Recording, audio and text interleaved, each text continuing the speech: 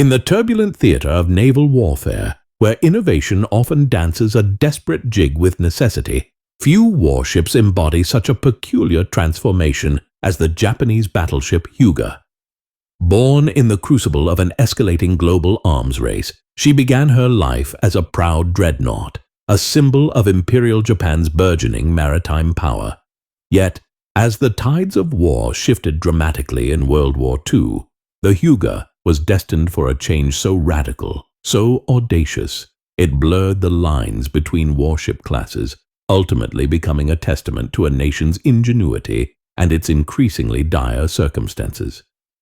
This is the story of the Hyūga, a battleship that saw its mighty rear guns sawn off to make way for a flight deck, a hybrid warrior sailing into the heart of a losing war, her tale a unique chapter in the annals of naval history. From formidable gun platform to an experimental aircraft carrier, her journey mirrors the fortunes of an empire, culminating in a fiery demise under a relentless aerial onslaught.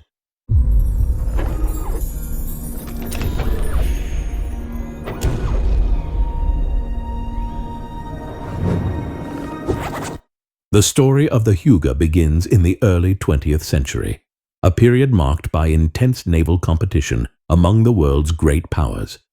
Japan, eager to assert its dominance in the Pacific, embarked on an ambitious shipbuilding program. The ice-class battleships, of which Hyūga was the second, were a direct response to this era's demand for heavily armed and armored capital ships. Laid down at the Mitsubishi shipyard in Nagasaki on May 6, 1915, just as World War I was reshaping global power dynamics, her massive hull took shape. She was launched on January 27, 1917, a behemoth of steel sliding into the water, and officially commissioned into the Imperial Japanese Navy on April 30, 1918. Too late to see any significant action in the Great War, but poised for the challenges ahead. As originally designed, the Hyūga was a formidable war machine. She displaced over 36,000 tons fully loaded and stretched an impressive 215.8 meters, or about 708 feet, in length. Her main armament consisted of 12 powerful 35.6 centimeter, or 14-inch guns, arranged in 6 twin turrets, 2 forward, 2 amidships, and 2 aft. These guns could hurl armor-piercing shells weighing over 600 kilograms, or roughly 1,400 pounds, across distances exceeding 35 kilometers, or about 22 miles. Complementing this heavy firepower were 16 14-centimeter, or 5.5-inch secondary guns for engaging smaller targets, and a suite of anti-aircraft weaponry, initially modest but fated to grow significantly. Her belt armor was up to 305 millimeters, or 12 inches, thick at its strongest point, designed to withstand the punishing blows of enemy battleships. 4 steam turbines, fed by 24 mixed-firing boilers, gave her a respectable top speed of around 23 knots, or about 26 miles per hour, 43 kilometers per hour. In the IJN's fleet structure, Hyūga and her sister Issei were intended to be front-line combatants, capable of engaging any adversary. The interwar years were a period of relative peace, but constant technological advancement for the world's navies. Hyūga, like many capital ships of her era, underwent several significant modernizations to keep her combat effective. The first major refit occurred between 1926 and 1928. Her original mixed-firing boilers were replaced with new, more efficient oil-fired Kampon boilers, and her funnels were trunked into a single unit, a common Japanese practice that altered her silhouette. This improved her power output and reliability.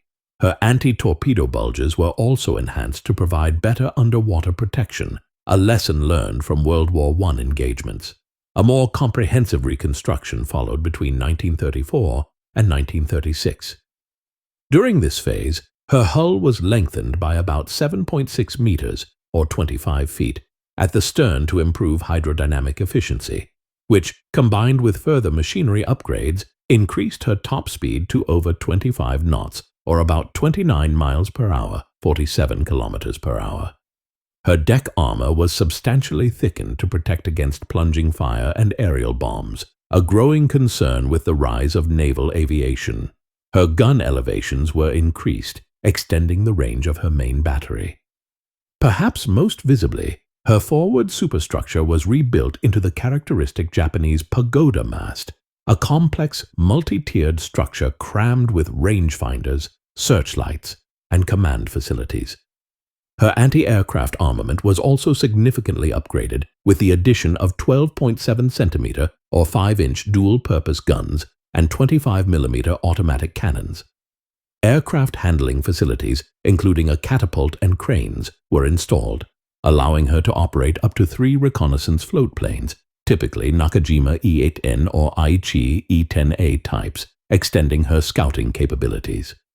These modernizations transformed Hyūga into a more potent and resilient warship, ready for the storm that was gathering on the horizon. As World War II erupted, Hyūga, though an older design, was still a valuable asset to the Imperial Japanese Navy. In the initial stages of the Pacific War, she, along with other Japanese battleships, primarily served in support roles.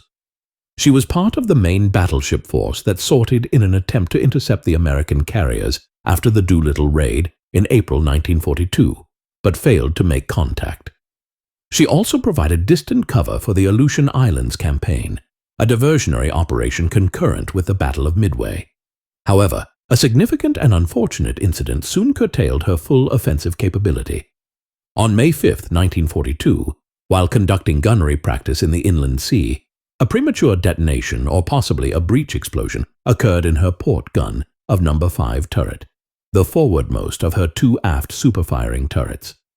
The resulting blast killed 51 crewmen and nearly caused the loss of the entire turret and its magazine. The damage was severe.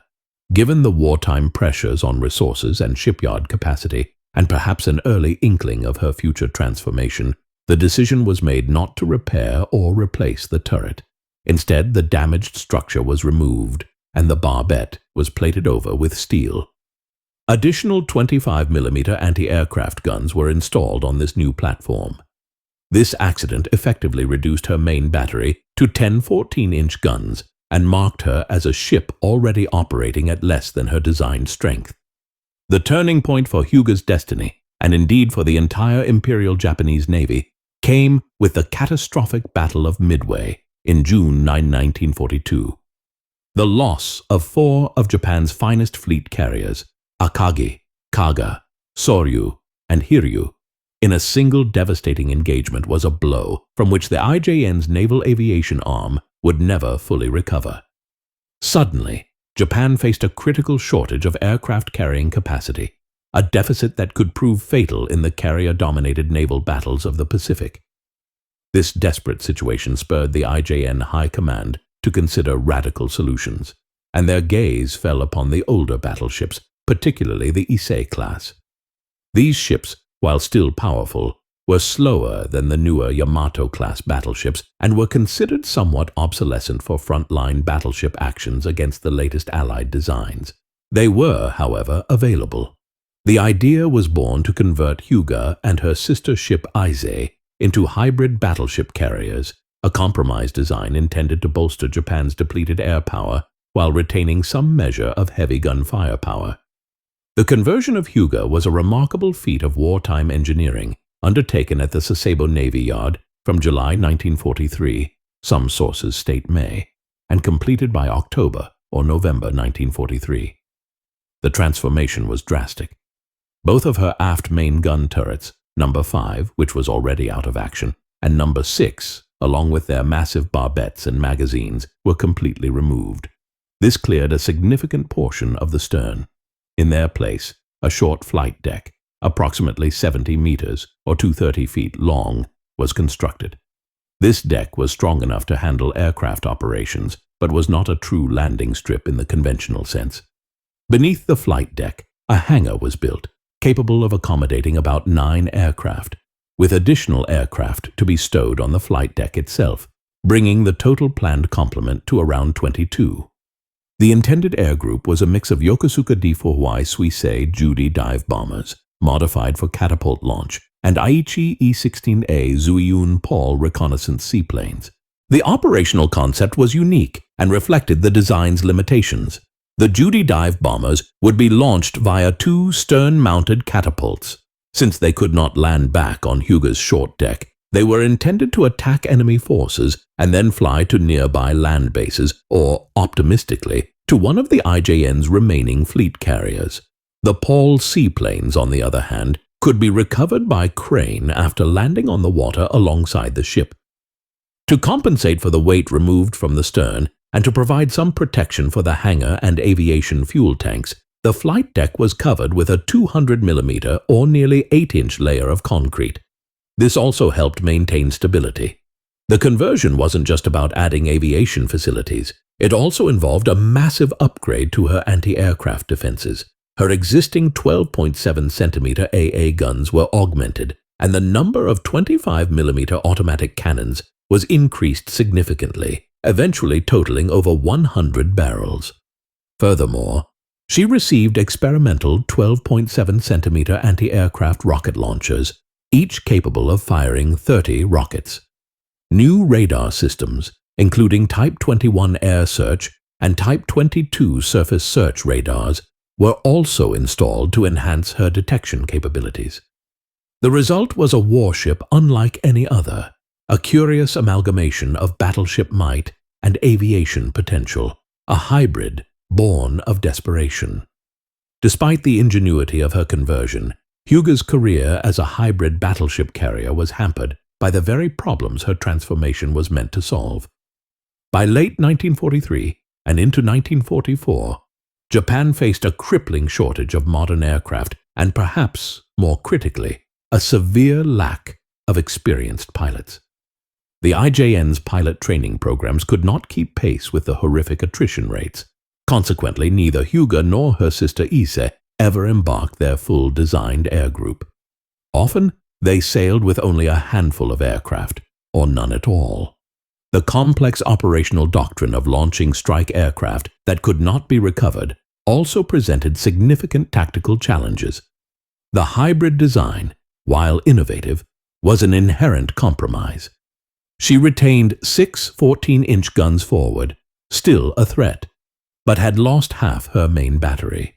Her aviation capability was limited, far outmatched by dedicated fleet carriers. She was a jack of all trades but a master of none, a symbol of Japan making do with what it had. The most significant combat engagement for the hybrid Hyūga came during the Battle of Leyte Gulf in October 1944, one of the largest naval battles in history. She, along with Ise and other surviving elements of the IJN, was assigned to Vice Admiral Jisaburo Ozawa's Northern Force. This force, composed mainly of carriers with very few aircraft and pilots, was intended to act as a decoy, luring Admiral Halsey's powerful U.S. Third Fleet away from the San Bernardino Strait, thus allowing Admiral Kurita's center force to attack the American landing beaches at Leyte. During the ensuing battle off Cape Engano on October 25, 1944, Ozawa's force successfully fulfilled its sacrificial role. Hyūga, sailing with no aircraft embarked, came under repeated and intense air attacks from American carrier planes. Her augmented anti-aircraft batteries blazed away, contributing to a dense screen of flak. While several Japanese carriers were sunk, Hyūga managed to survive, though she sustained some minor damage from bomb near misses and strafing, which caused some flooding and a slight list. Her performance and that of Ise in defending themselves against overwhelming air power was noted, though their primary contribution was simply being present as part of the bait. Following the disastrous Battle of Leyte Gulf, which effectively crippled the Imperial Japanese Navy as an offensive force, Hyūga participated in one more notable and surprisingly successful operation. This was Operation Kita, conducted in February 1945. With Japan's maritime supply lines being strangled by Allied submarines and air power, resources like oil, rubber, and other strategic materials from Southeast Asia were desperately needed for the war effort. Hyūga, Ise, and the light cruiser Oyodo forming the Completion Force, were tasked with a high-speed run from Singapore back to Japan, laden with these vital supplies. They carried drums of gasoline, rubber, tin, zinc, and even aviation personnel. Despite the immense risk of interception, the squadron skillfully navigated through areas heavily patrolled by Allied forces, utilizing weather fronts and zigzagging courses. They successfully evaded multiple submarine contacts and potential air attacks, arriving in Kure, Japan, on February 20th, 1945. This materials transport operation was a rare bright spot for the IJN in the war's final grim months, showcasing good seamanship and perhaps a measure of luck. However, it was a strategic drop in the ocean compared to Japan's overwhelming needs. The success of Operation Kita was a fleeting reprieve. By the spring of 1945, Japan's situation was critical. Severe fuel shortages had effectively immobilized the remnants of the Imperial Japanese Navy.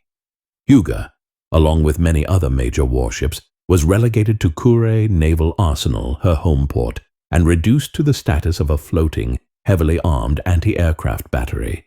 She was moored in various locations around the harbor, her guns pointed skyward, awaiting the inevitable. The end began on March 19, 1945, when carrier aircraft from U.S. Task Force 58 launched a major raid on Kure. Hyūga was hit by at least one bomb, possibly more, causing damage and some casualties, but she remained afloat and fighting. The final act for the battleship Hyūga unfolded in late July 1945. As American forces prepared for the invasion of the Japanese home islands, a concerted effort was made to neutralize any remaining naval threats. Task Force 38, under Admiral Halsey, unleashed a series of devastating air raids on Kure and the inland sea between July 24th and July 28th. Hyūga, anchored and largely immobile, became a prime target. On July 24th, waves of U.S. Navy carrier aircraft, Hellcats, Corsairs, Helldivers, and Avengers swarmed over Kure. Hyūga's anti-aircraft gunners put up a ferocious defense, but they were overwhelmed. She was struck by an estimated 10 direct bomb hits and numerous near misses throughout that day. Bombs tore through her decks, ravaged her superstructure, and started uncontrollable fires. One particularly damaging hit near her bridge area caused significant casualties. Her hull was breached in multiple places, and severe flooding began. Her crew fought valiantly to control the damage and keep her afloat, but the punishment was too severe. Further attacks on subsequent days compounded the damage. With the ship clearly doomed, her surviving crew made efforts to beach her in shallow waters to prevent her from sinking completely and blocking navigable channels. She eventually settled on the seabed in Hiroshima Bay near Nasakajima, listing heavily to starboard. The official date of her sinking is recorded as either July 27th or July 28th, 1945, depending on the source. Her once proud form was now a shattered, burning wreck, her flight deck buckled, her remaining guns silenced. Hundreds of her crew had been killed or wounded in these final attacks. The battleship Hyūga, a vessel that had undergone one of the most unusual transformations in naval history, ended her days not in a climactic gun duel on the high seas, but battered into submission from the air, a victim of the very weapon system her partial conversion had tried, in a small way, to embrace.